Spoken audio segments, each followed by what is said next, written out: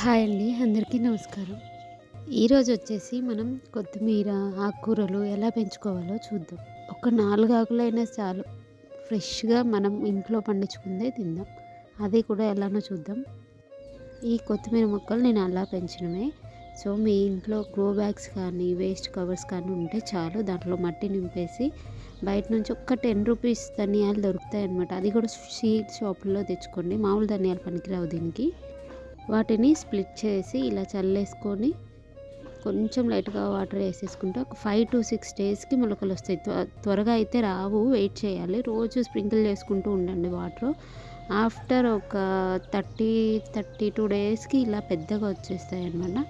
So, plug చేస్తున్న కొద్దీ చాలా ఎక్కువ వస్తూ ఉంటాయి అన్నమాట. ఇదే కాదండి, ప్రతి ఒక్క ఆకుకూరకు కూడా ఇదే ప్రాసెస్ ఉంటుంది. సో, మీరు కూడా ట్రై చేయండి. So, please share, support and subscribe.